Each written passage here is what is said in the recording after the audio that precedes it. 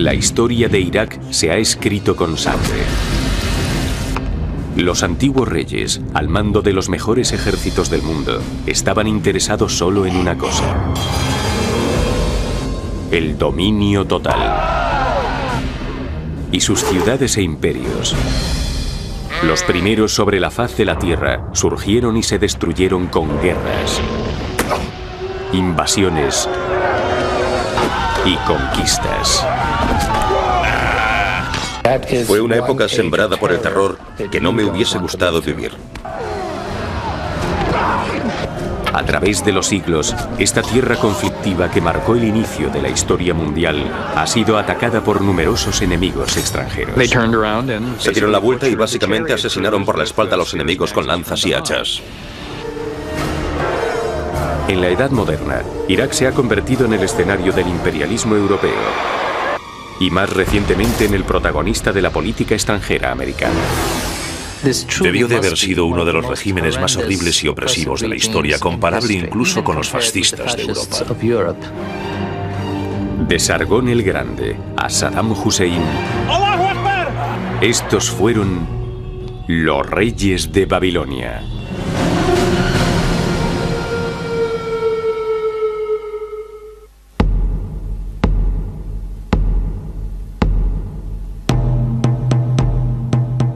Mesopotamia.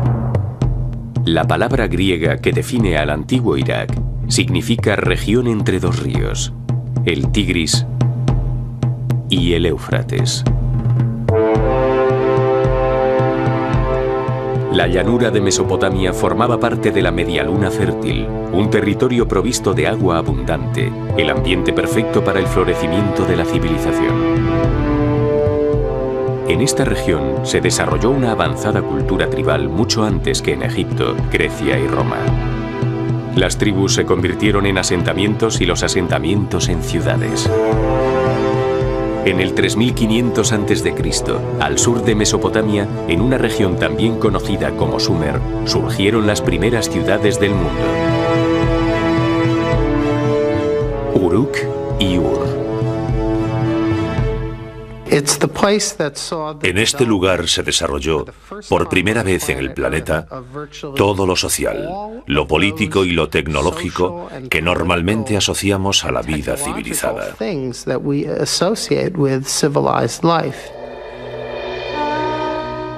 Los primeros sistemas de escritura del mundo se realizaron en Mesopotamia. Aquí surgieron los primeros reyes del mundo. Aquí se inventó la rueda, se inventó el arado, se instauró el Estado como forma de organización de la vida política.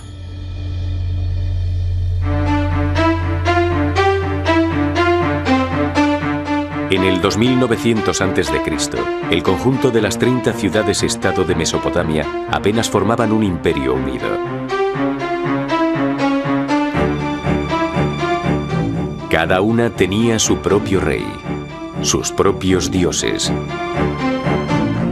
y su propia zona de campos de cultivo. Las ciudades rivales crearon alianzas para reforzar su independencia o para conquistar a los habitantes del lugar. Las distancias entre las ciudades en realidad eran bastante pequeñas, y debido a que el agua del terreno era un bien muy preciado, en cuanto alguna ciudad tenía la más mínima ventaja, entraba en guerra.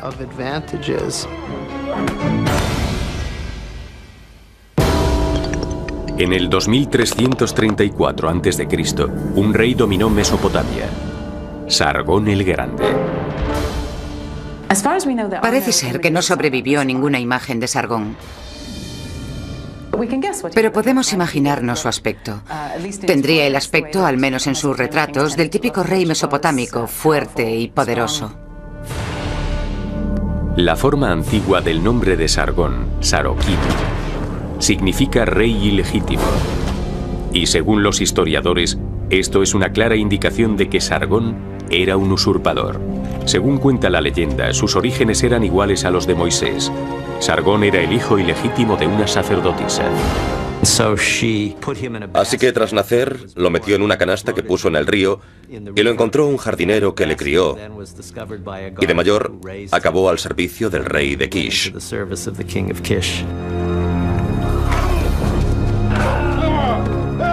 Emprendedor, ambicioso y despiadado, Sargón derrocó a Urzababa, el rey de Kish, y se declaró nuevo gobernante de la ciudad. También reinó en Nagadé, la capital de la ciudad que construyó al norte de Sumer, en el estado de Akkad, aunque su localización precisa es todavía incierta. Con la ayuda del ejército acadio, Sargón empezó a tomar el control del sur de Mesopotamia.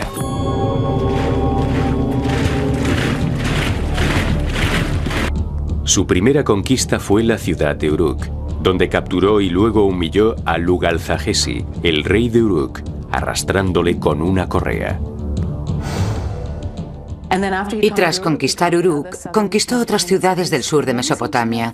Luego parece que por alguna razón decidió no seguir. Él no era como los anteriores reyes sumerios. No le bastaba con lidiar batallas locales. Quería luchar contra lo que se llamaba el mundo conocido. Sorprendentemente, hizo precisamente eso. Durante su reinado de 56 años, Sargón conquistó el norte de Mesopotamia, el norte de Siria y finalmente llegó al Mediterráneo y conquistó el sudeste de Turquía. Sargón construyó el primer imperio del mundo. Fue el primer rey que se hizo con las tierras en las que vivía gente de diferentes nacionalidades, que hablaban otros idiomas y tenían dioses diferentes. Fue muy admirado por los reyes mesopotámicos de aquella época. Estableció las reglas básicas de lo que es ser un verdadero emperador. El imperio de Sargón no era solo único en extensión, sino también en organización. Intentó unificar esta extensa zona y reorganizarla como nadie lo había hecho jamás.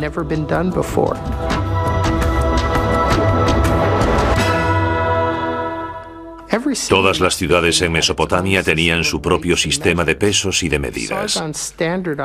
Sargón estandarizó los sistemas de peso y de medidas en toda la zona conquistada. Y al hacer esto, hizo posible el comercio entre ciudades alejadas entre sí. Las nuevas ideas de Sargón no estaban limitadas a la construcción de su imperio, también concernían a lo militar. Fue el primer rey que tuvo un ejército permanente.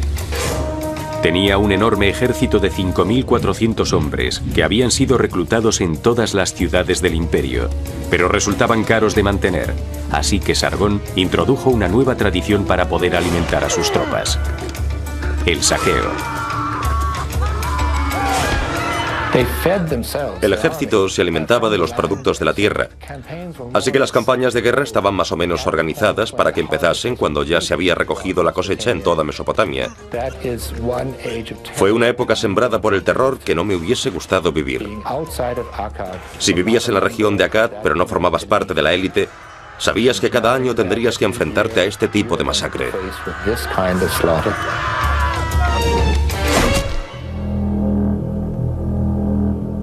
Sargón reinó hasta su muerte en el 2279 a.C.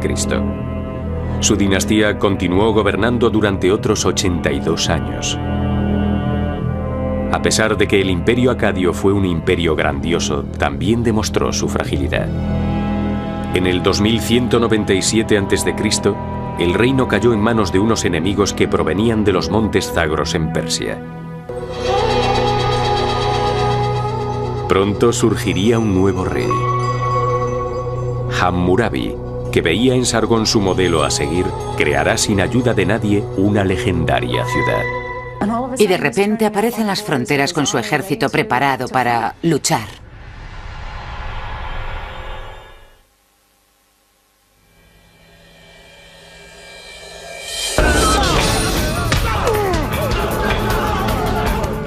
En el 2197 a.C., al caer el imperio acadio, originado por Sargón, la ciudad se sumió en un caos.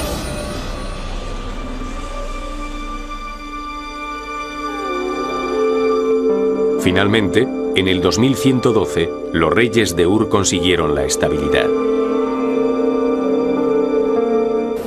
Entonces, una nueva amenaza apareció por el noroeste. Unos nómadas llamados amoritas sembraron el miedo entre los mesopotámicos. Veían a los amoritas como bárbaros. Les describían como gente que no cultivaba alimentos, que no vivían en casas, sino en tiendas. No enterraban a sus muertos el día del fallecimiento. No cocinaban la carne.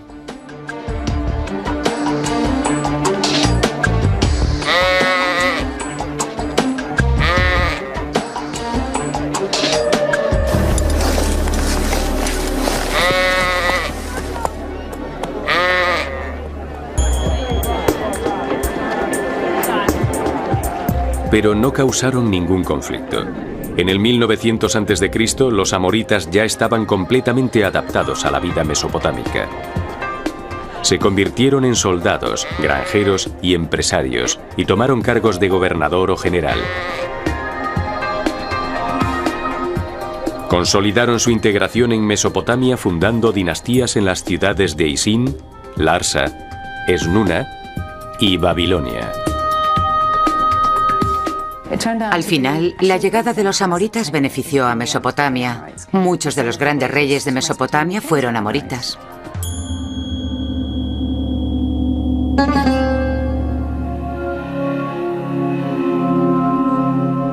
En el 1792 a.C., el mejor gobernante de la dinastía amorita de Babilonia, Hammurabi, subió al trono como su sexto rey. Al principio no parecía demasiado interesado en las campañas militares. Gobernó durante 43 años. Después de 30 años de gobierno, quiso emular a Sargón y construir su propio imperio. Empezó a luchar contra los reinos vecinos, que antes habían sido sus aliados. Había mantenido con ellos buenas relaciones durante años y de repente aparece con sus ejércitos en las fronteras, preparados para luchar, para hacerse con el poder. Las campañas militares de Hammurabi se distinguían por la cantidad de rehenes que capturaban para pedir un rescate. Había comerciantes especializados en esta tarea. Pagaban el rescate del enemigo a los soldados babilonios y pedían al que habían rescatado que les devolviese el dinero. Era la forma que tenían los comerciantes de ganar dinero seguro, porque siempre sacaban beneficios de los rescates que pagaban. Las conquistas de Hammurabi se extendieron desde el Golfo de Persia hasta Siria. A pesar de que su imperio no fue tan grande como el de Sargón, los historiadores consideraron a Hammurabi como el constructor de imperios más importante desde Sargón. Sin embargo, él no se parecía al antiguo rey. Sargón utilizaba su poder y tácticas casi terroríficas para controlar a la gente. Mientras que Hammurabi se presenta ante el pueblo como un político moderno que desea el amor del pueblo. Quiere gustar a la gente. Instauró leyes para proteger al pueblo, no para obligarles a someterse. La fama de Hammurabi creció con sus conquistas, pero realmente obtuvo su grandeza con su interpretación de la justicia. Hacia finales de su reinado, puso varios monumentos en sus ciudades. El más grande, que aún se conserva, es una losa de piedra que se conoce hoy en día como la Estela de Hammurabi, donde están grabadas las 282 leyes del Código de Hammurabi.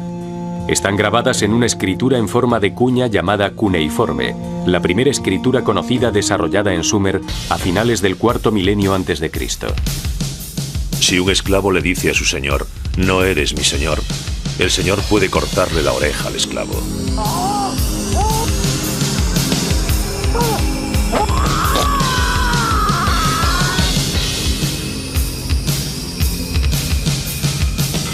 Si un hombre acusa a otro hombre de asesinato sin aportar ninguna prueba, se deberá ejecutar al acusador.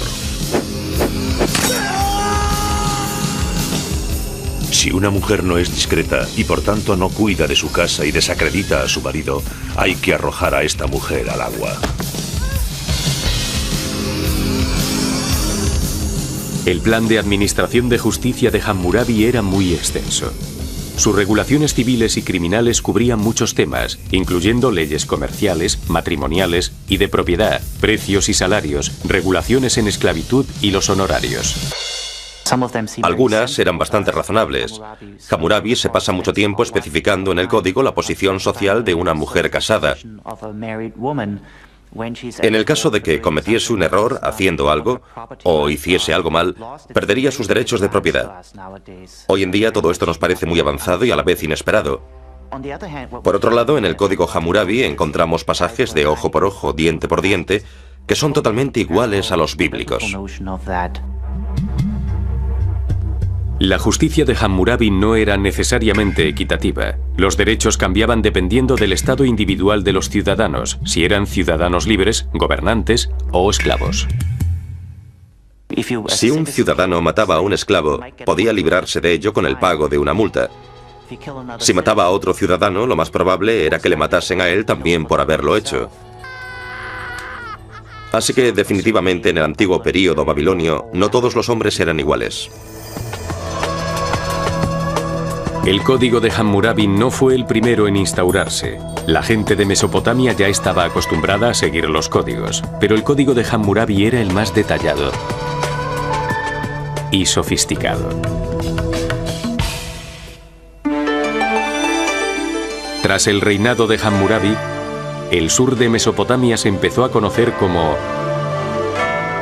el Reino Unificado de Babilonia. Y Babilonia se convirtió en centro político, cultural y religioso.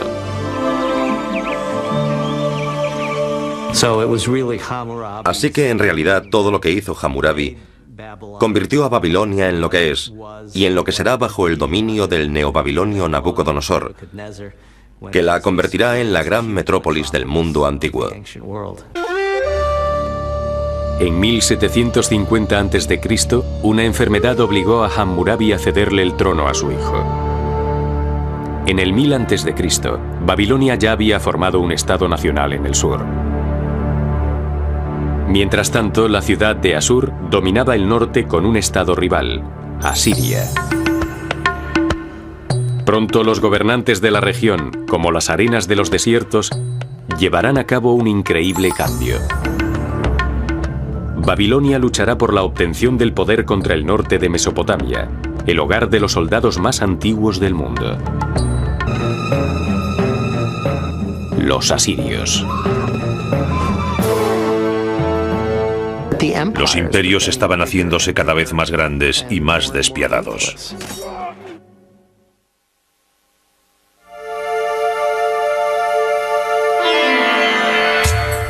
Los asirios, que eran semitas, llevaban habitando Mesopotamia desde hacía al menos 4000 años. En el siglo IX a.C., sus conquistas ya se habían extendido mucho más allá de Asur, la capital y principal ciudad de Asiria.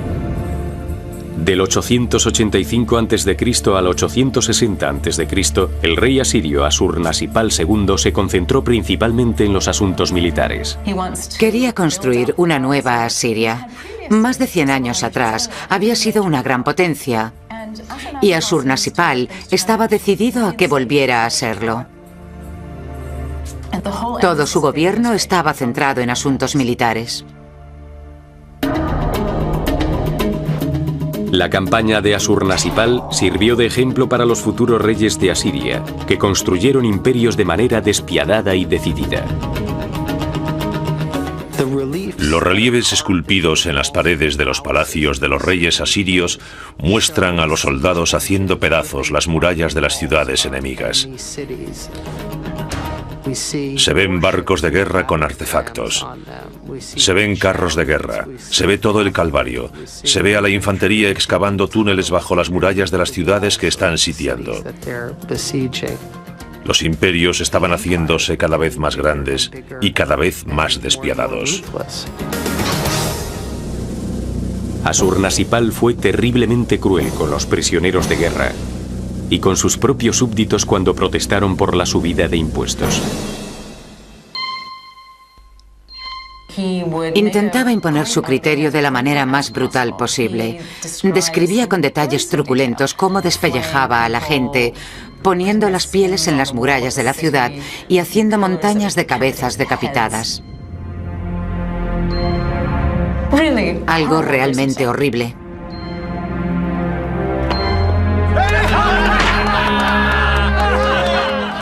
Según los historiadores, es muy probable que esto no lo hiciese en todas partes. Elegía una ciudad y la utilizaba de ejemplo para aterrorizar a todo el mundo.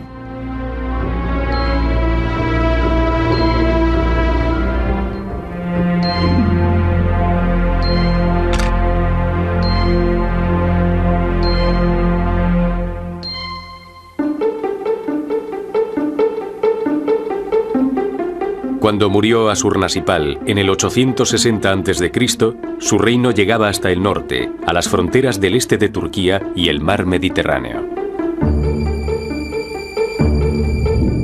En el siglo siguiente a su reinado, entre la monarquía asiria predominaba el deseo de controlar Babilonia. Los reyes asirios querían ser los reyes del universo, dominar el mundo. Pero no sabían lo grande que era el mundo. Lo único que les importaba era ellos mismos y Babilonia. Si Babilonia no estaba dentro de ese universo, no les interesaba. Yo creo que en realidad necesitaban creer que tenían el control. Pero parece ser que los babilonios tenían sus propias ideas sobre cómo querían vivir. Babilonia se negaba a someterse a Asiria y estaban constantemente enfrentadas. Así que Asiria puso en práctica algunas tácticas. Subió al trono a su propio rey de Babilonia. Decidieron darle el trono al hijo de un rey asirio, que gobernaría Babilonia.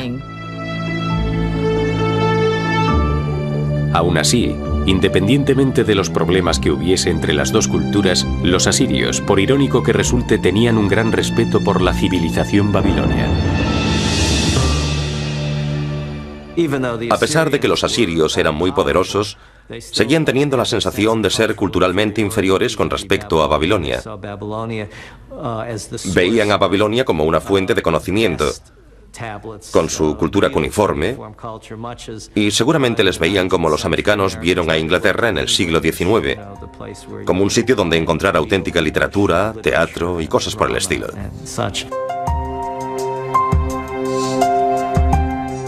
Los asirios también sentían un vínculo muy fuerte con los babilonios. Hablaban el mismo idioma, adoraban a los mismos dioses y vestían del mismo modo. Era una cultura hermana, pero esta era tan antigua que les tenían un enorme respeto.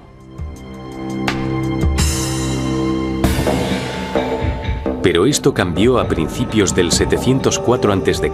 con el reinado del rey asirio Sennacherib. Su ejército avanzó hacia el sur varias veces para crear conflicto en Babilonia. Puso en el trono de Babilonia a un rey que utilizó de títere y luego lo sustituyó por su hijo, el príncipe heredero. Era su hijo preferido, el mayor, que se convertiría en el rey de Asiria después de él. Creía que supuestamente a los babilonios les estaba haciendo un gran favor ofreciéndoles a su hijo.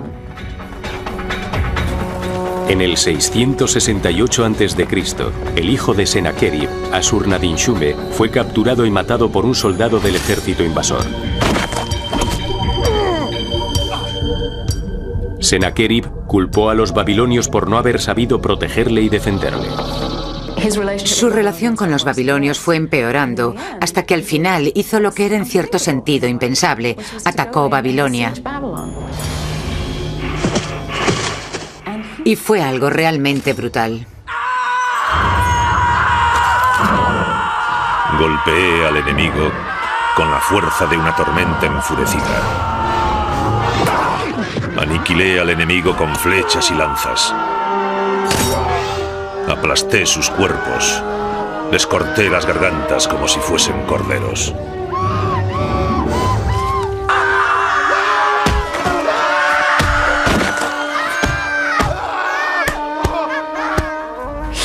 Destruyó la ciudad, quemó los edificios, arrasó los templos, cogió las estatuas de los dioses y ordenó a sus soldados que las destruyeran. Eso era una verdadera profanación, un sacrilegio. Entonces maldijo la ciudad. Dijo, nadie podrá reconstruir Babilonia en 70 años. Las acciones de Sennacherib enfurecieron a los asirios, que creyeron que la destrucción de Babilonia atraería la ira de los dioses. Incluso los miembros de su propia familia estaban descontentos con él. Su propio hijo le mató. Circulaban dos historias sobre cómo había muerto. Una era que había sido apuñalado. Y la otra, que su hijo había cogido una enorme estatua de un toro y se la había tirado a su padre, cayéndole a este encima. ¡Qué manera más horrible de morir!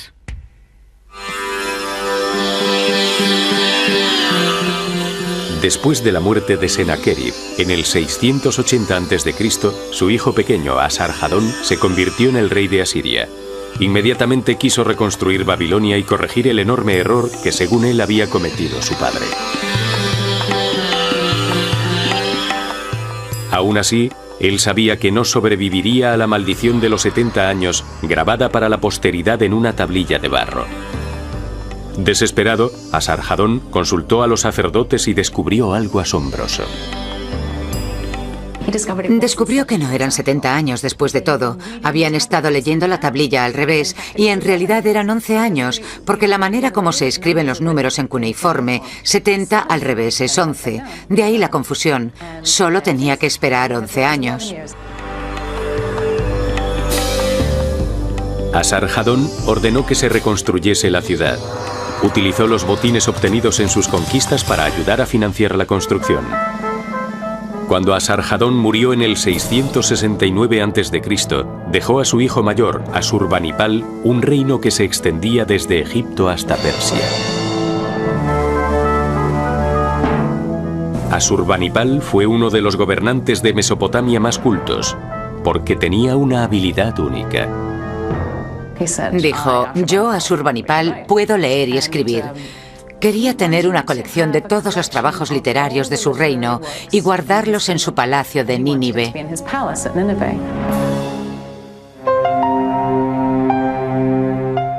Asurbanipal mandó a sus súbditos a buscar tablillas cuneiformes en los archivos y las escuelas de los templos babilonios. Luego, sus escribientes los copiaban meticulosamente y catalogaban algunas de las 20.000 tablillas que existían, y luego las colocaban en lo que se convirtió en la primera biblioteca del mundo. De toda la colección, Asurbanipal valoraba especialmente los más de 300 textos que, según él, predecían el futuro. Si no se vislumbra la constelación de Aries, el rey será muy desgraciado. Si las estrellas de Orión brillan, alguien influyente conseguirá demasiado poder y cometerá actos malvados.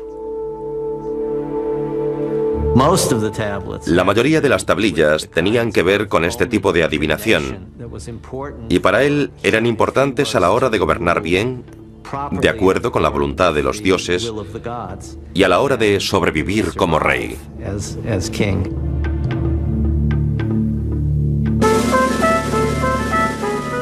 Asurbanipal no era solo un hombre culto, sino también un líder militar.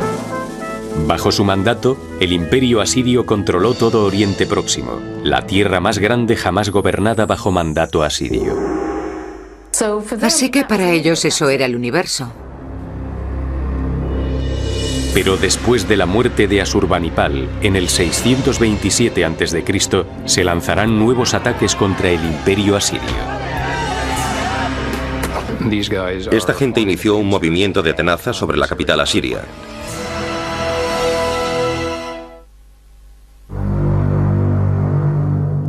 A finales del siglo VII a.C., Babilonia estaba sumida en el caos. Asurbanipal, el rey asirio, que también había reinado en Babilonia, había muerto. Antiguamente, en Oriente Próximo, en cuanto moría un rey, todo el mundo intentaba huir, aprovechando que era el momento más débil del imperio. Entonces es cuando se produce un caos, porque todos quieren ocupar el trono.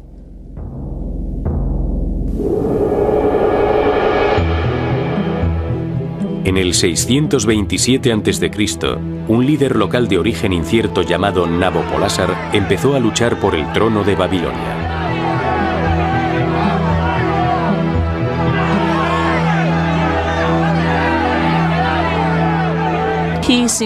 Al parecer había sido gobernador de Babilonia, porque en el primer milenio en Babilonia había distintos grupos étnicos y él parece ser que estaba a cargo de uno de ellos.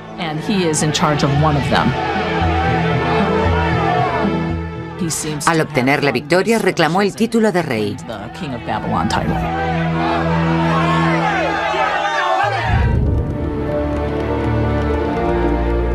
Nabopolásar alardeaba de ser un rey dedicado a su pueblo y estaba decidido a conseguir la independencia entre el sur y el norte de Mesopotamia. En el 626 a.C. inició la guerra contra el gobierno asirio de Babilonia.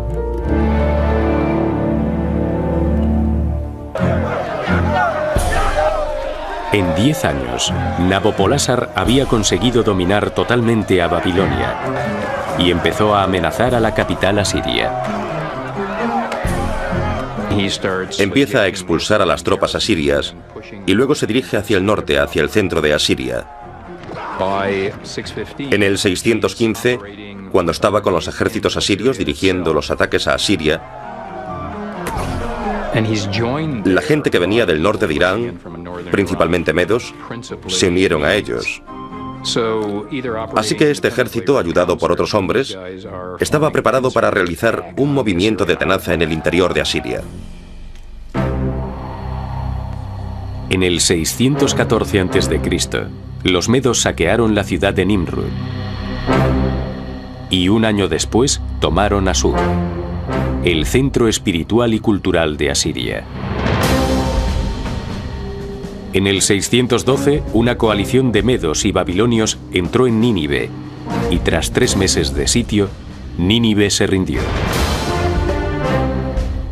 El poderoso imperio asirio estaba acabado.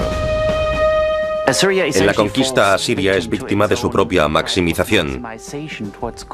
No es un país cuyo poder está necesariamente basado en tratados.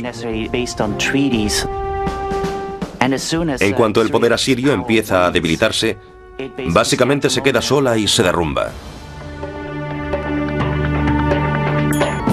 La victoria de Nabopolásar contra su rival más antiguo fue bastante dulce.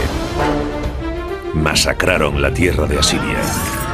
La convirtieron en un terreno hostil con un montón de ruinas.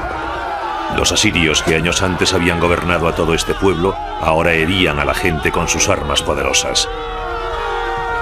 Le entrego a Dios esta hazaña porque su yugo no me pertenece.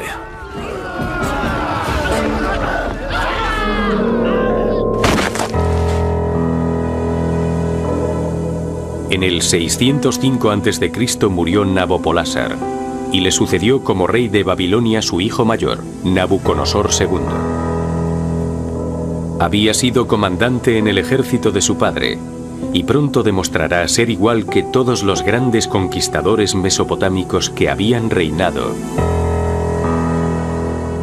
a partir de Sargón. Se las arregló para reinar más de 40 años, durante los cuales estableció el control sobre la mayoría de los territorios occidentales del antiguo imperio asirio.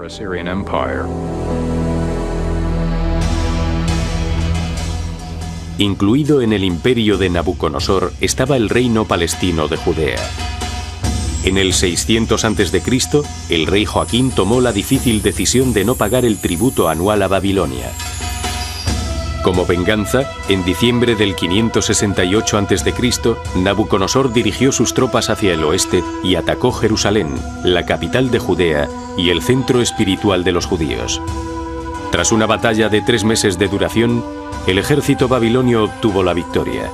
Nabucodonosor ordenó lo que se conoce en la historia judía como el exilio, la deportación de Babilonia de miles de judíos, incluidos el rey y su familia.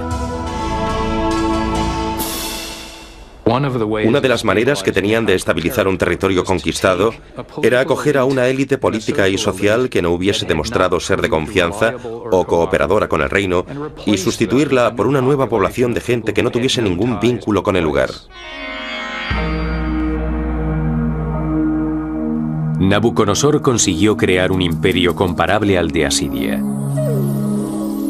Al igual que los reyes asirios, dedicó la mayor parte de los recursos a renovar y ampliar su capital para convertirla en la metrópolis más grande del mundo antiguo. Su trabajo realmente podría entrar en el libro Guinness de los récords. Las excavaciones realizadas en Babilonia estimaron que Nabucodonosor utilizó alrededor de 15 millones de ladrillos en sus proyectos de renovación de la ciudad.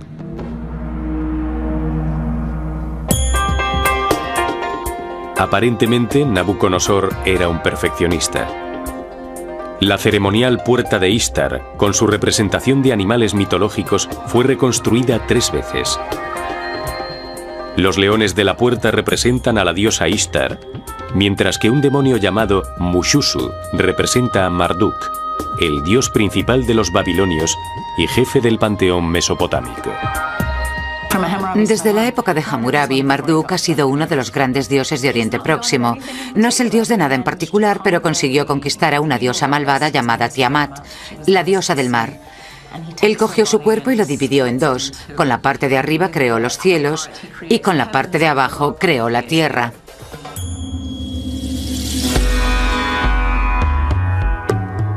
La Puerta de Ishtar estaba al final de un camino procesional que llevaba a los templos babilonios y a una zigurat. El templo tenía una torre de 98 metros de altura conocida como la Torre de Babel. En la historia de Mesopotamia, los zigurats han sido los símbolos de la arquitectura religiosa. Son estructuras enormes. Construirlas lleva muchas horas de trabajo. Solo un rey con poder y riqueza puede iniciar semejante proyecto y terminarlo. Y parece ser que la Torre de Babel se construyó también para obtener su gloria personal.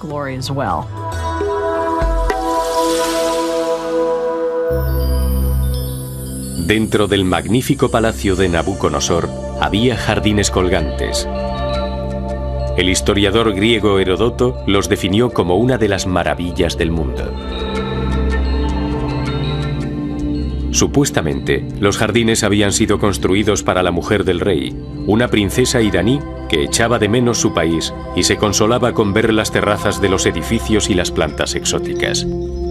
Sin embargo, los jardines colgantes de Babilonia puede que no sean más que un mito. Desgraciadamente, en los textos mesopotámicos no hay nada que indique su existencia. Por otro lado, es cierto que una de las cosas que hizo el rey mesopotámico fue crear impresionantes jardines reales que utilizaba para presumir de las plantas y animales que tenía el imperio. Esta era una de las maneras que tenía de mostrar la escala y el alcance de su conquista, porque daba una imagen de un poder vivo, verde y floreciente.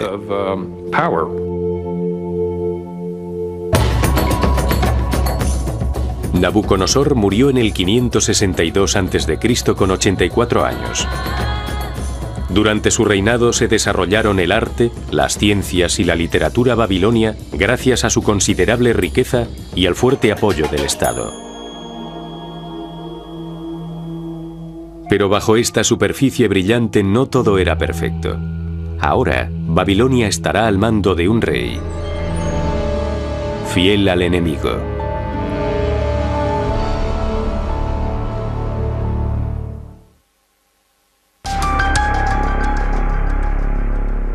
En junio del 556 a.C., tras un sangriento golpe de estado, un plebeyo llamado Nabónides se convirtió en rey de Babilonia.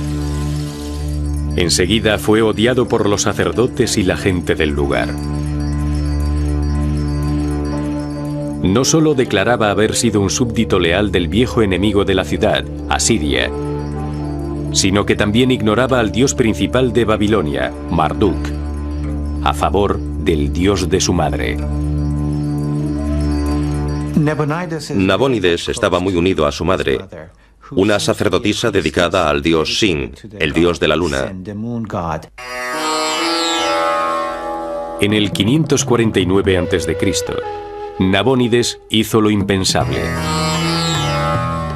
Dejó a su hijo Baltasar al mando durante una década y abandonó Babilonia para construir y restaurar los templos dedicados al dios de la luna en Taima, Arabia del Sur, y Harán, al norte de Mesopotamia. La gente de Babilonia estaba bastante descontenta con Nabónides porque sentían que les había abandonado. Baltasar no se tomó en serio la amenaza que se avecinaba. El imperialismo persa. La dinastía aqueménida del sudoeste de Irán estaba convirtiéndose en una fuerza dominante en Oriente Próximo. Debían su éxito a una formación militar rigurosa. Los muchachos persas aprendían a montar a caballo tan bien como a disparar con arco. Así que los persas eran bastante buenos en todas estas prácticas militares.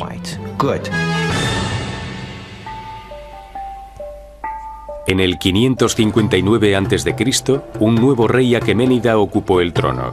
Tenía una característica bastante poco frecuente en un conquistador: la tolerancia.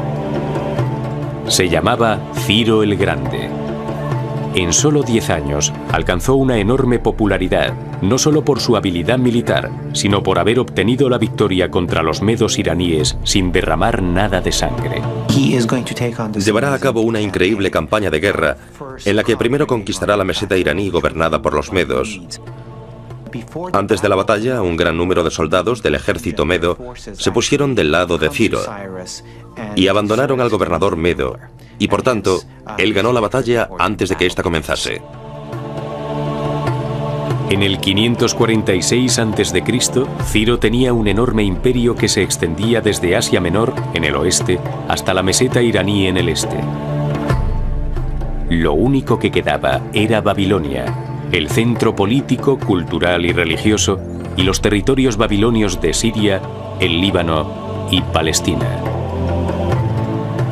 Conquistarlos significaría el nacimiento de un nuevo imperio mundial, algo a lo que Ciro era incapaz de resistirse.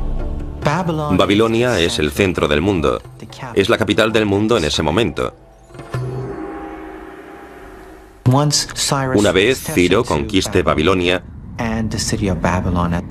la historia mundial cambiará radicalmente. Será el dueño de la capital del mundo. Estaba preparado para invadir Babilonia. En el 539 a.C., Nabónides regresó demasiado tarde para salvar su reino. Los persas mataron a Baltasar, capturaron a Nabónides y luego tomaron Babilonia sin encontrar resistencia. Los babilonios estaban cansados de que su rey no se hiciese cargo de su reinado y dieron la bienvenida a Ciro no como conquistador, sino como libertador.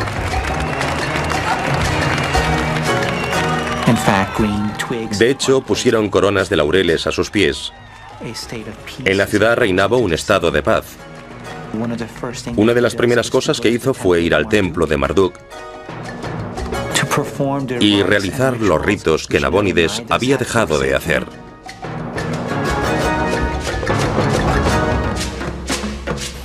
Nabónides fue exiliado a Irán, donde gracias a la política de amnistía persa le dieron un puesto en el gobierno.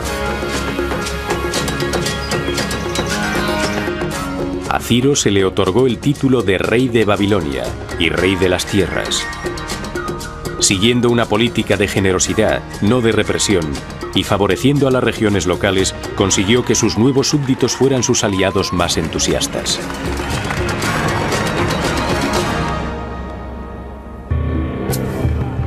Ciro también se ocupó de la población judía de Babilonia y en el 537 a.C. permitió que 40.000 exiliados volviesen a Palestina. Los judíos le consideraban su salvador porque les había liberado de 60 años de esclavitud. Bajo el gobierno de los reyes aqueménidas, el sur de Mesopotamia floreció durante 200 años. Babilonia seguía siendo el centro económico del imperio y era la residencia de invierno de la corte persa.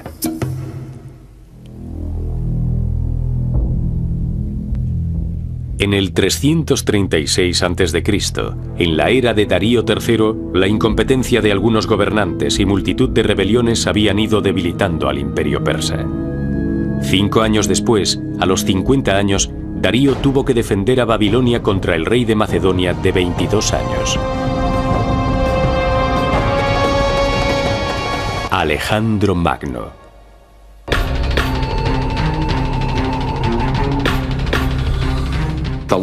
El rey persa le ofreció la mitad oeste del imperio y le ofreció casarse con su hija, Pero Alejandro dijo: no, la mitad no es suficiente, lo quiero todo. Darío lo tenía difícil. Perder Babilonia seguramente supondría el fin del imperio persa.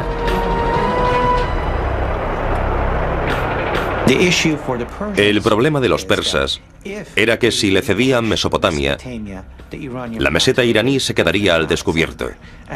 Y por tanto Darío tenía que oponer resistencia en Babilonia. Era muy importante que la batalla la ganasen los persas. Octubre del 331 a.C.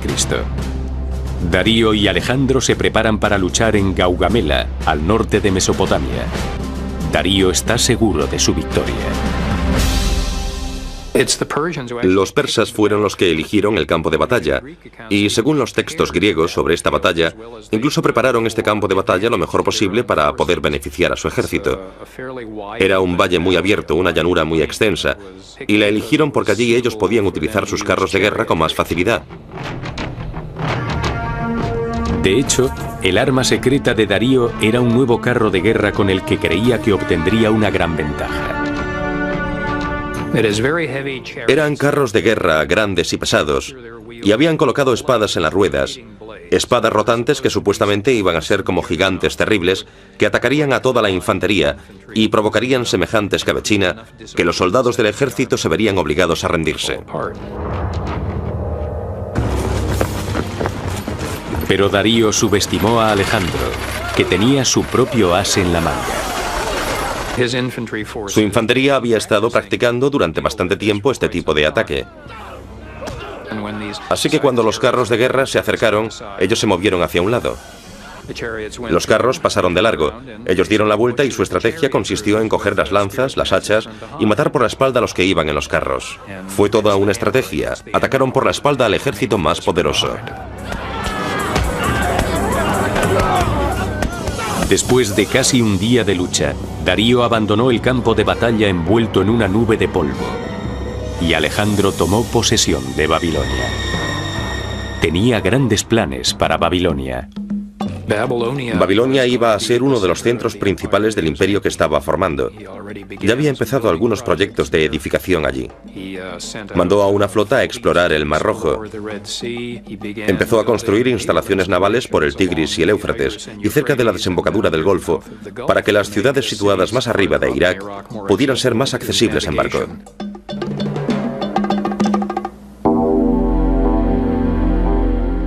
Los planes de Alejandro nunca se completaron.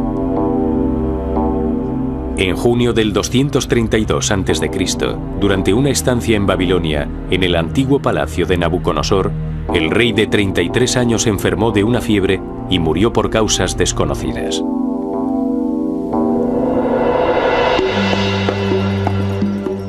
Después de la muerte de Alejandro, su imperio fue dividido entre los generales que habían luchado a su lado. El poder político pasó de Babilonia a la nueva ciudad de Seleucia, en la orilla oeste del río Tigris, en Mesopotamia. Babilonia ya no era la capital del imperio, y tampoco era la capital del territorio. Así que en ese momento se produjo un declive, pero probablemente pasará bastante tiempo antes de que Babilonia se convierta definitivamente en una ciudad abandonada. Hoy en día, los restos de Babilonia están esparcidos por todas partes. Solo se conservan algunos asentamientos situados cerca del río Éufrates, a 96 kilómetros de Bagdad.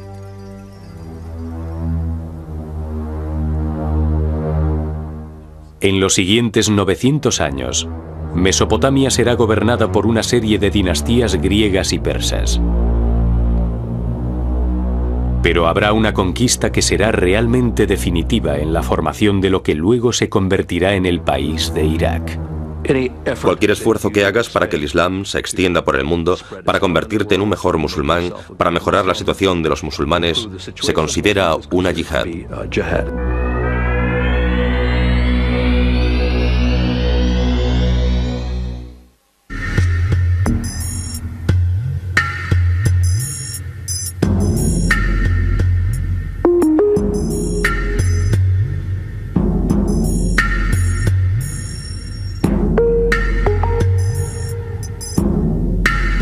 de Asiria. En el 612, una coalición de medos y babilonios entró en Nínive, y tras 3 meses de sitio, Nínive se rindió. El poderoso imperio asirio estaba acabado. En la conquista, Asiria es víctima de su propia maximización. No es un país cuyo poder está necesariamente basado en tratados. En cuanto el poder asirio empieza a debilitarse, básicamente se queda sola y se derrumba. La victoria de Nabopolásar contra su rival más antiguo fue bastante dulce. Masacraron la tierra de Asiria. La convirtieron en un terreno hostil con un montón de ruinas. Los asirios, que años antes habían gobernado a todo este pueblo, ahora herían a la gente con sus armas poderosas. Le entrego a Dios esta hazaña porque su yugo no me pertenece.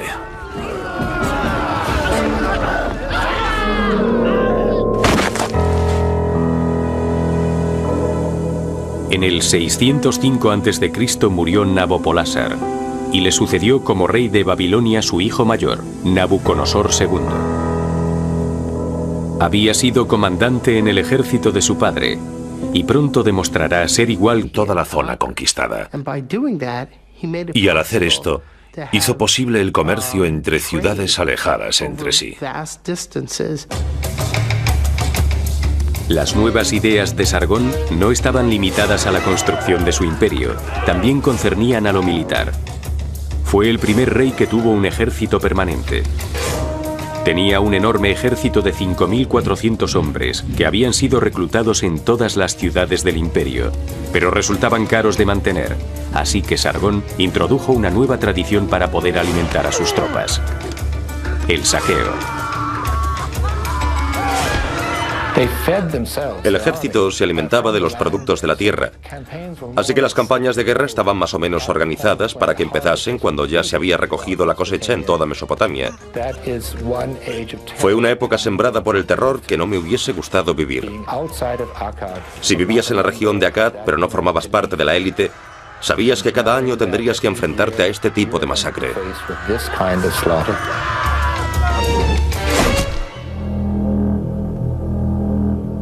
Sargón reinó hasta su muerte en el 2279 a.C. Su dinastía continuó gobernando durante otros 82 años. A pesar de que el imperio acadio fue un imperio grandioso, también demostró su fragilidad. Masacraron la tierra de Asiria. La convirtieron en un terreno hostil con un montón de ruinas. Los asirios, que años antes habían gobernado a todo este pueblo, ahora herían a la gente con sus armas poderosas. Le entrego a Dios esta hazaña porque su yugo no me pertenece.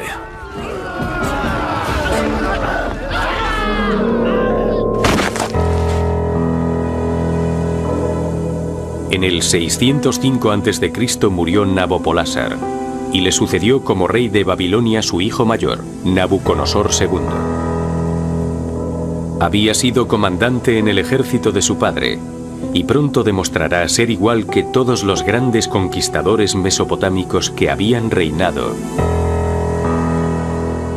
a partir de Sargón. Se las arregló para reinar más de 40 años, durante los cuales estableció el control sobre la mayoría de los territorios occidentales del antiguo imperio asirio.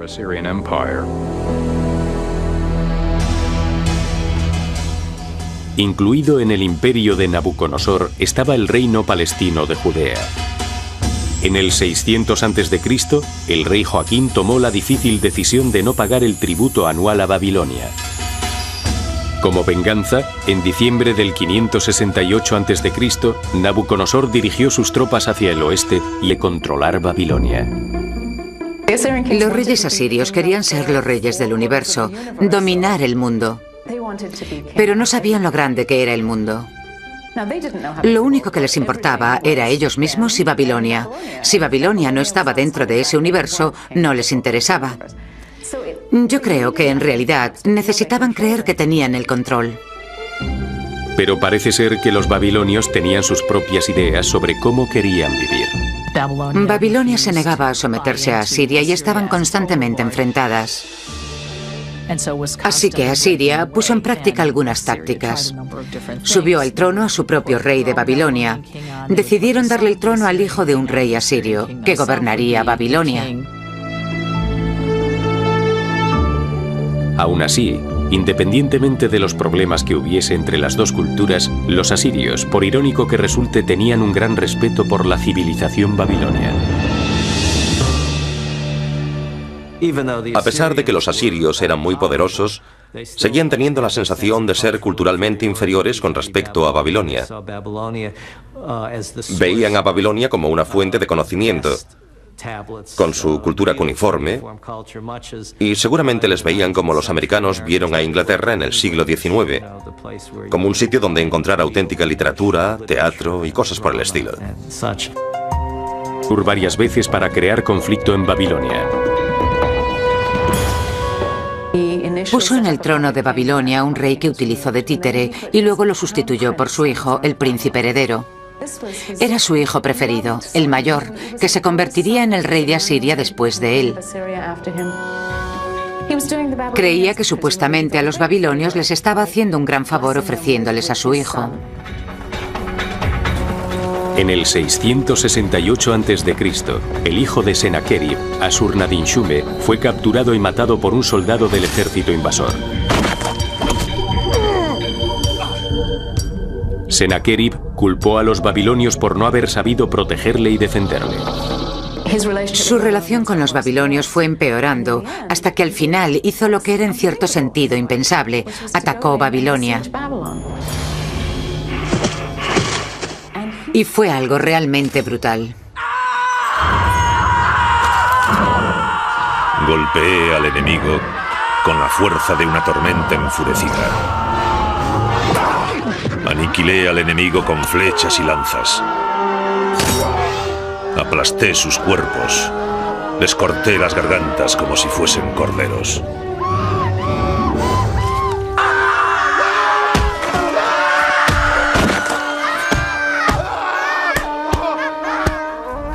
Sembraron el miedo entre los mesopotámicos. Veían a los amoritas como bárbaros. Les describían como gente que no cultivaba alimentos, que no vivían en casas, sino en tiendas. No enterraban a sus muertos el día del fallecimiento. No cocinaban la carne.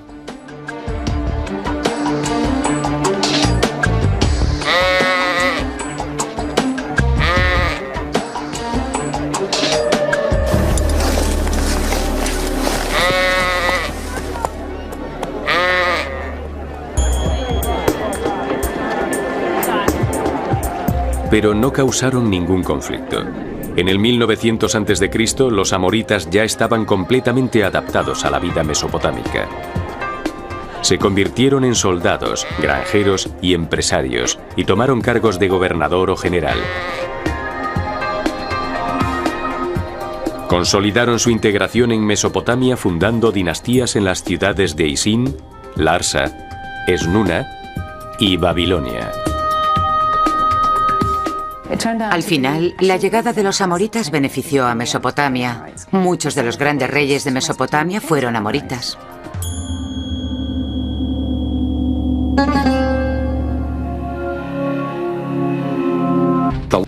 El rey persa le ofreció la mitad oeste del imperio y le ofreció casarse con su hija. Pero Alejandro dijo: no, la mitad no es suficiente, lo quiero todo. Darío lo tenía difícil. Perder Babilonia seguramente supondría el fin del imperio persa.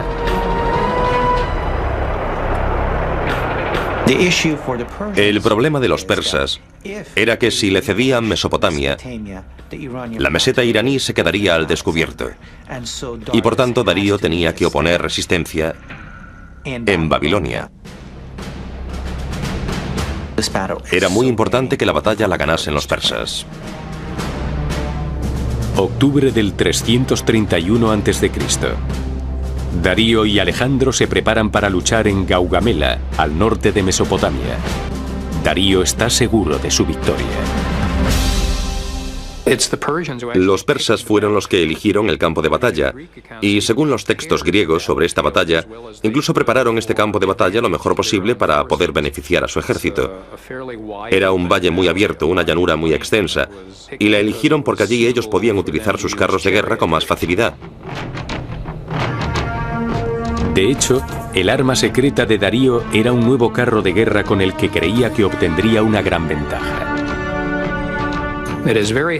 Eran carros de guerra. Ver las terrazas de los edificios y las plantas exóticas. Sin embargo, los jardines colgantes de Babilonia puede que no sean más que un mito.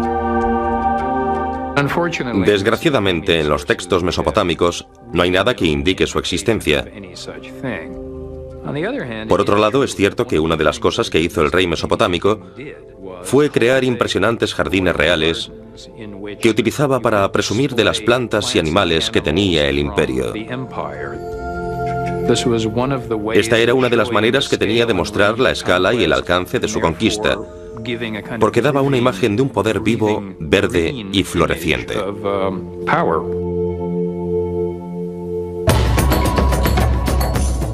Nabucodonosor murió en el 562 a.C. con 84 años. Durante su reinado se desarrollaron el arte, las ciencias y la literatura babilonia gracias a su considerable riqueza y al fuerte apoyo del Estado.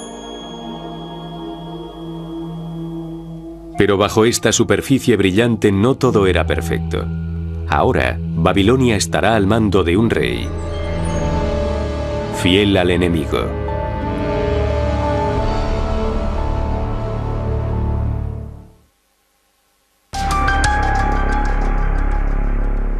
En junio del 556 a.C., tras un sangriento golpe de estado decidida.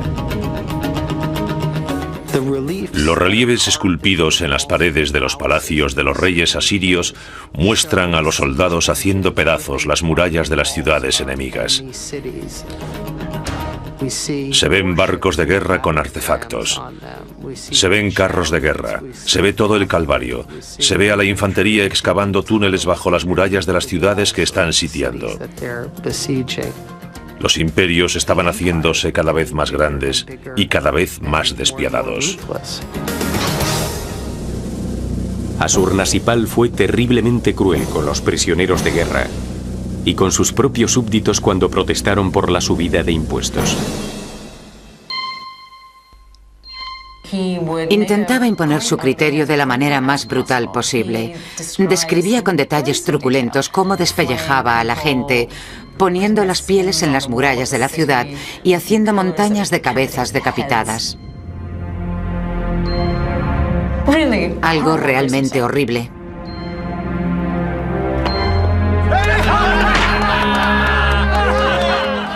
Según los historiadores, es muy probable que esto no lo hiciese en todas partes. Elegía una ciudad y la utilizaba de ejemplo para aterrorizar a todo el mundo.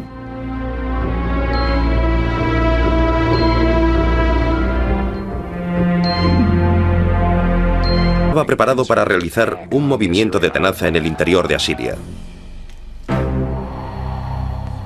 En el 614 a.C., los medos saquearon la ciudad de Nimrud. Y un año después tomaron Asur, el centro espiritual y cultural de Asiria. En el 612, una coalición de medos y babilonios entró en Nínive, y tras 3 meses de sitio, Nínive se rindió. El poderoso imperio asirio estaba acabado. En la conquista, Asiria es víctima de su propia maximización. No es un país cuyo poder está necesariamente basado en tratados. En cuanto el poder asirio empieza a debilitarse, básicamente se queda sola y se derrumba. La victoria de Nabopolásar contra su rival más antiguo fue bastante dulce. Masacraron la tierra de Asiria. La convirtieron en un terreno hostil con un montón de ruinas. Los asirios que años antes habían gobernado a todo este pueblo, ahora herían a la gente con sus armas poderosas. Le entrego a Dios esta hazaña porque su yugo no me pertenece.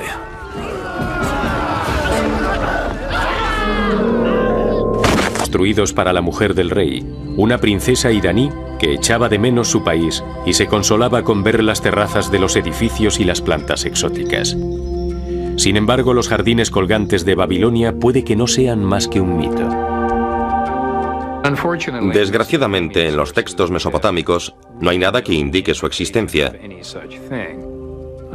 Por otro lado, es cierto que una de las cosas que hizo el rey mesopotámico fue crear impresionantes jardines reales que utilizaba para presumir de las plantas y animales que tenía el imperio. Esta era una de las maneras que tenía de mostrar la escala y el alcance de su conquista, porque daba una imagen de un poder vivo, verde y floreciente.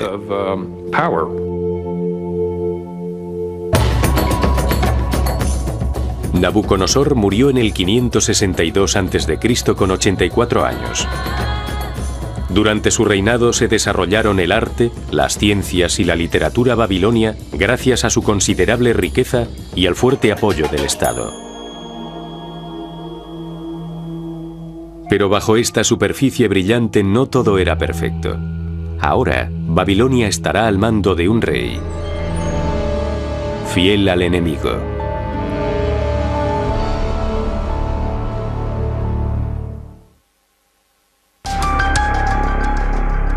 Corderos.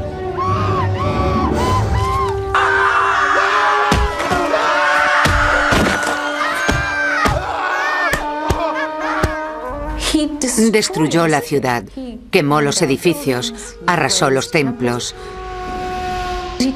cogió las estatuas de los dioses y ordenó a sus soldados que las destruyeran.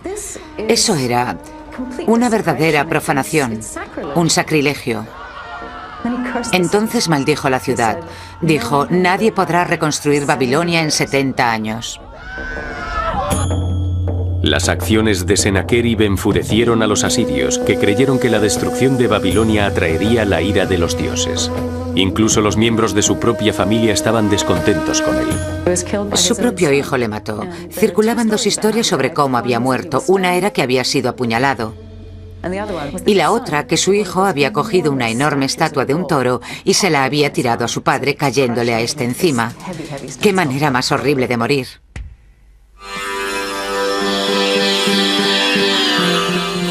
Después de la muerte de Sennacherib, en el 680 a.C., su hijo pequeño, Asarjadón, se convirtió en el rey de Asiria. Inmediatamente quiso reconstruir Babilonia y corregir el enorme error que, según él, había cometido su padre. Aún así, él sabía que no sobreviviría al... En el 539 a.C., Nabónides regresó demasiado tarde para salvar su reino. Los persas mataron a Baltasar, capturaron a Nabónides y luego tomaron Babilonia sin encontrar resistencia. Los babilonios estaban cansados de que su rey no se hiciese cargo de su reinado y dieron la bienvenida a Ciro no como conquistador, sino como libertador.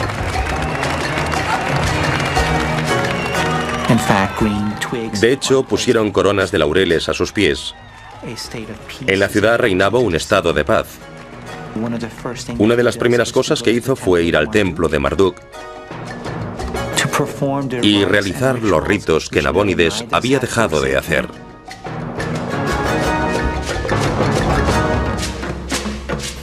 Nabónides fue exiliado a Irán, donde gracias a la política de amnistía persa le dieron un puesto en el gobierno.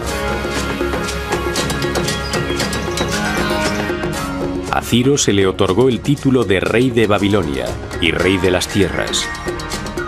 Siguiendo una política de generosidad, no de represión, y favoreciendo a las regiones locales, consiguió que sus nuevos súbditos fueran sus aliados más entusiastas.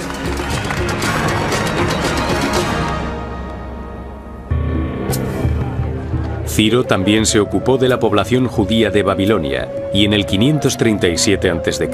permitió que 40.000 exiliados volviesen a los. Significaría el nacimiento de un nuevo imperio mundial, algo a lo que Ciro era incapaz de resistirse. Babilonia es el centro del mundo. Es la capital del mundo en ese momento. Una vez Ciro conquiste Babilonia, La historia mundial cambiará radicalmente. Será el dueño de la capital del mundo. Estaba preparado para invadir Babilonia. En el 539 a.C., Nabónides regresó demasiado tarde para salvar su reino. Los persas mataron a Baltasar, capturaron a Nabónides y luego tomaron Babilonia sin encontrar resistencia. Los babilonios estaban cansados de que su rey no se hiciese cargo de su reinado y dieron la bienvenida a Ciro no como conquistador, sino como libertador.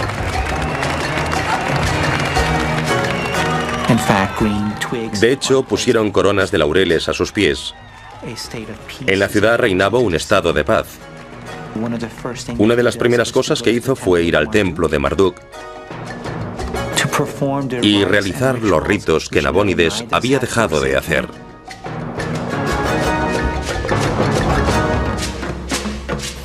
Nabónides fue exiliado a Irán, donde gracias a la política de amnistía persa le dieron un puesto en el gobierno.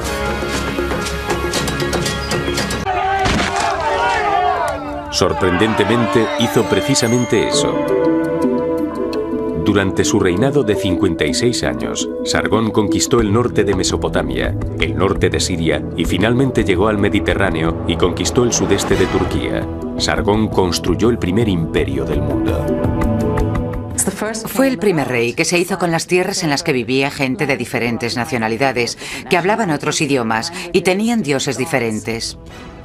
Fue muy admirado por los reyes mesopotámicos de aquella época. Estableció las reglas básicas de lo que es ser un verdadero emperador. El imperio de Sargón no era solo único en extensión, sino también en organización. Intentó unificar esta extensa zona y reorganizarla como nadie lo había hecho jamás.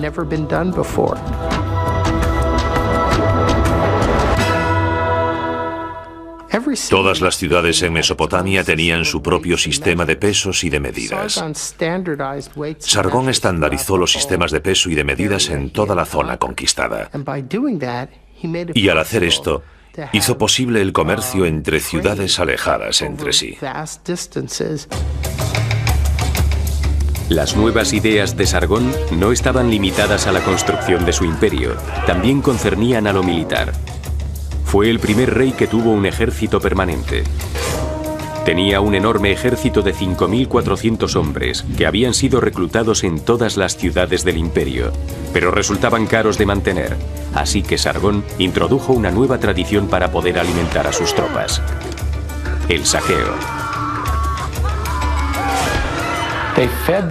El ejército se alimentaba de los productos de la tierra, así que las campañas de guerra estaban más o menos organizadas para que empezasen cuando ya se había recogido la cosecha en toda Mesopotamia. Fue una época sembrada por el terror que no me hubiese gustado vivir. Si vivías en la región de Akkad, pero no formabas parte de la élite, sabías que cada año tendrías que enfrentarte a este tipo de masacre.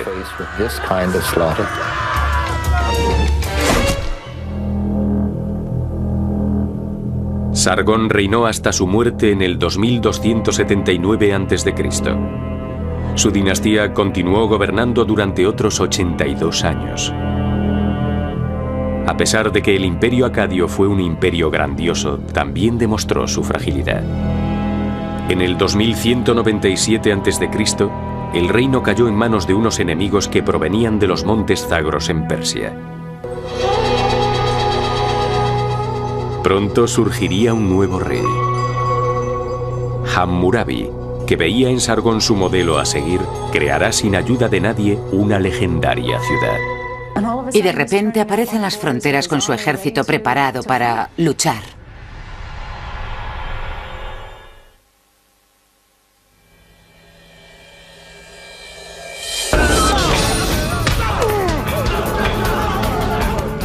En el 2190 se instauró el Estado como forma de organización de la vida política.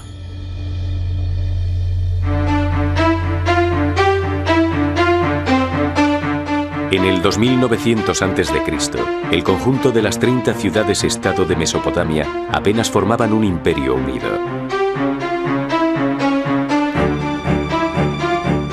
Cada una tenía su propio rey, sus propios dioses.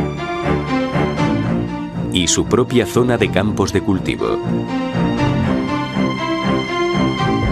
Las ciudades rivales crearon alianzas para reforzar su independencia o para conquistar a los habitantes del lugar. Las distancias entre las ciudades en realidad eran bastante pequeñas, y debido a que el agua del terreno era un bien muy preciado, en cuanto alguna ciudad tenía la más mínima ventaja, entraba en guerra.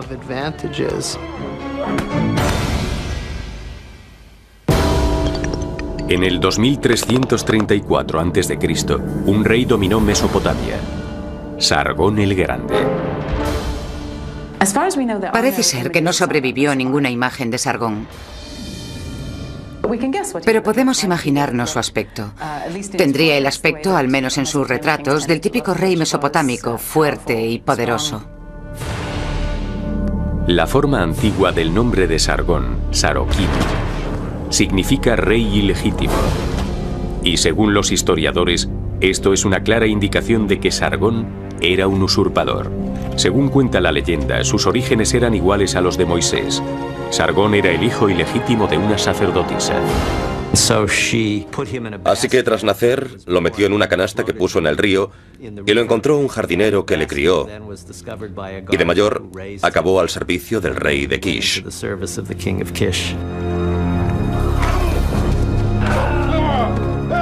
Emprendedor, ambicioso y despiadado, Sargón derrocó a Urzababa, el rey de Kish, y se declaró nuevo gobernante de la ciudad.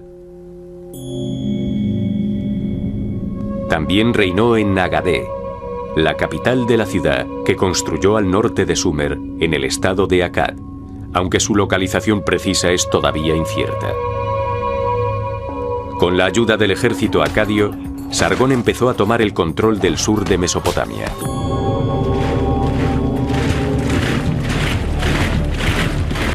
Su primera conquista fue la ciudad de Uruk, donde capturó y luego humilló a Lugalzagesi, el rey de Uruk, arrastrándole con una correa.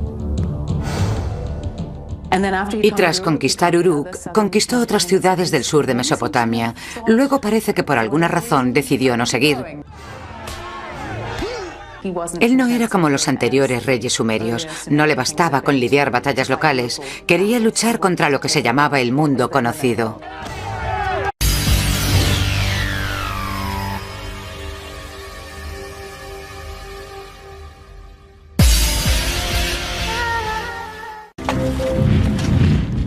La historia de Irak se ha escrito con sangre. Los antiguos reyes, al mando de los mejores ejércitos del mundo, estaban interesados solo en una cosa: el dominio total. Y sus ciudades e imperios, los primeros sobre la faz de la tierra, surgieron y se destruyeron con guerras, invasiones y conquistas. Fue una época sembrada por el terror que no me hubiese gustado vivir.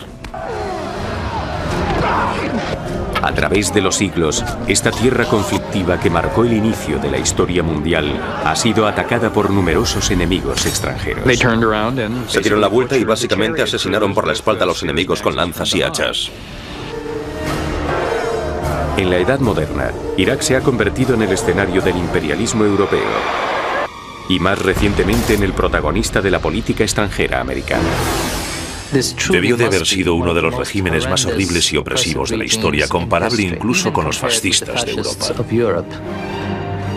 De Sargón el Grande a Saddam Hussein, estos fueron los reyes de Babilonia.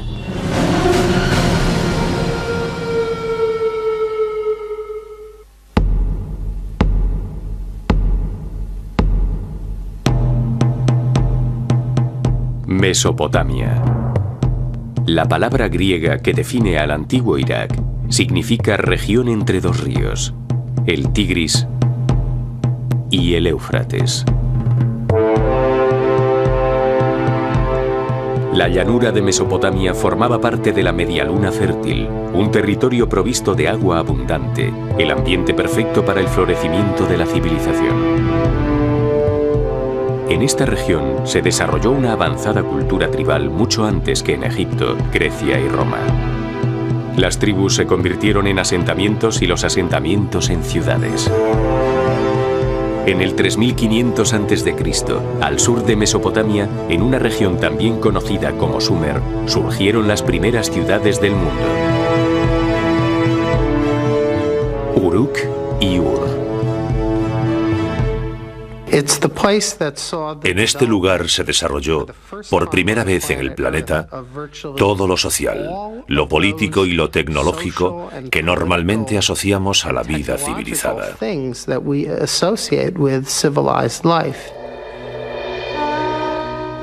Los primeros sistemas de escritura del mundo se realizaron en Mesopotamia. Aquí surgieron los primeros reyes del mundo. Aquí se inventó la rueda.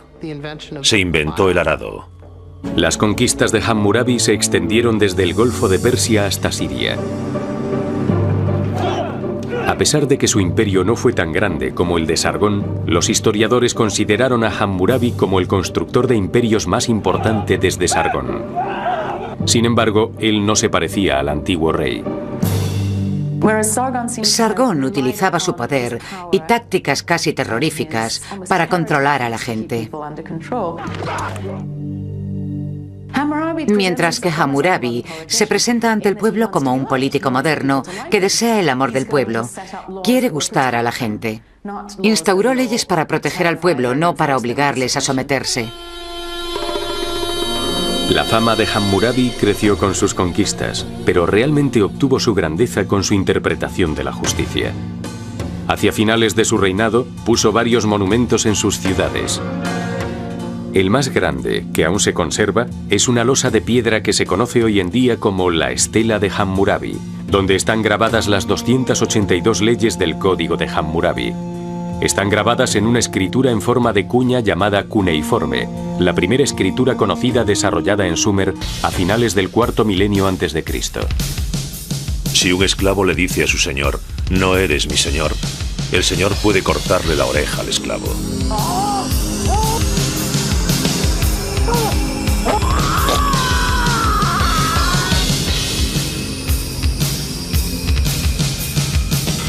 Si un hombre acusa a otro hombre de asesinato sin aportar ninguna prueba, se deberá ejecutar al acusador.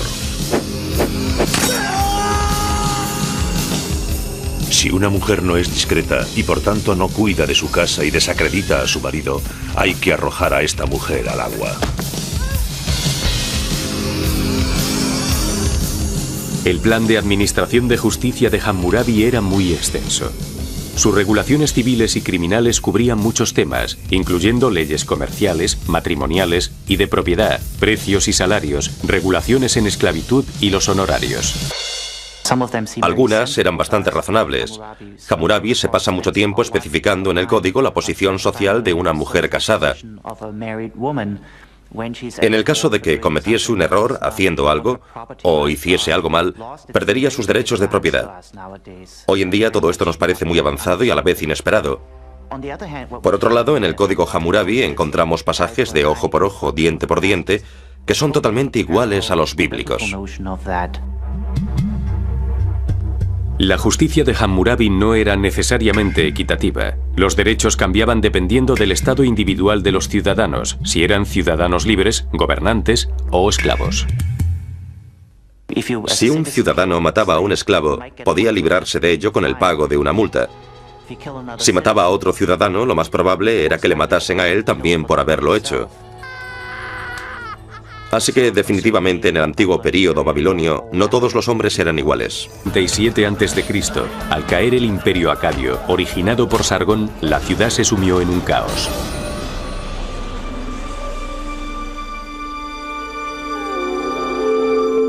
Finalmente, en el 2112, los reyes de Ur consiguieron la estabilidad. Entonces, una nueva amenaza apareció por el noroeste. Unos nómadas llamados amoritas sembraron el miedo entre los mesopotámicos. Veían a los amoritas como bárbaros. Les describían como gente que no cultivaba alimentos, que no vivían en casas, sino en tiendas. No enterraban a sus muertos el día del fallecimiento.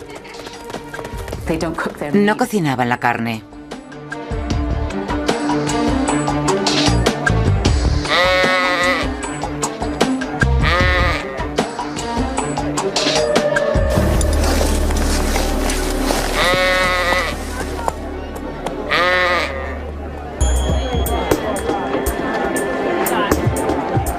Pero no causaron ningún conflicto. En el 1900 a.C., los amoritas ya estaban completamente adaptados a la vida mesopotámica. Se convirtieron en soldados, granjeros y empresarios, y tomaron cargos de gobernador o general.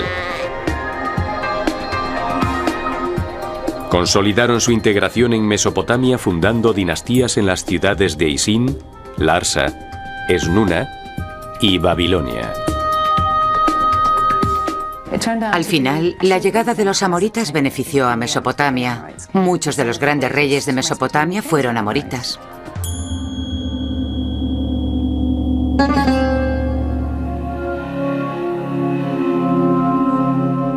En el 1792 a.C., el mejor gobernante de la dinastía amorita de Babilonia, Hammurabi, subió al trono como su sexto rey. Al principio no parecía demasiado interesado en las campañas militares. Gobernó durante 43 años. Después de 30 años de gobierno, quiso emular a Sargón y construir su propio imperio. Empezó a luchar contra los reinos vecinos, que antes habían sido sus aliados. Había mantenido con ellos buenas relaciones durante años y de repente aparece con sus ejércitos en las fronteras, preparados para luchar, para hacerse con el poder. Las campañas militares de Hammurabi se distinguían por la cantidad de rehenes que capturaban para pedir un rescate. Había comerciantes especializados en esta tarea. Pagaban el rescate del enemigo a los soldados babilonios y pedían al que habían rescatado que les devolviese el dinero. Era la forma que tenían los comerciantes de ganar dinero seguro, porque siempre sacaban beneficios de los rescates que pagaban.